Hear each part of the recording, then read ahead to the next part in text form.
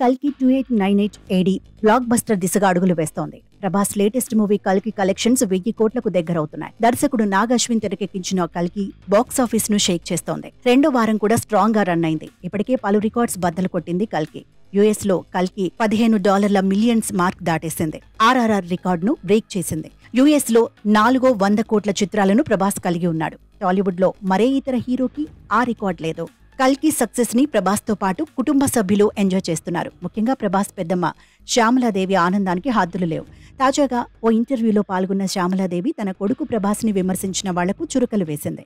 ఆమె వేణుస్వామికి కౌంటర్ ఇచ్చింది.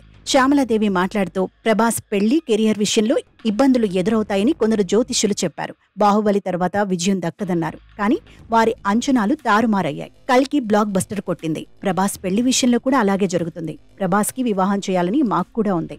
పైనుంచి కృష్ణంరాజు అన్నీ చూస్తున్నారని ఆమె అన్నారు. శ్యామలాదేవి ఇక్కడ ఉద్దేశించిన జ్యోతిష్యుడు వేణుస్వామి అనడంలో సందేహం లేదు. గతంలో వేణుస్వామి హీరో ప్రభాస్ మీద పలుమార్లు నెగిటివ్ కామెంట్స్ చేశారు. సలార్ ఫ్లాప్ అవుతుందని అన్నారు. ప్రభాస్ జాతకంలో పెళ్లి యోగం లేదు, ఆయనకు అనారోగ్య సమస్యలు ఉన్నాయంటూ అభిమానులను బాధించాడు.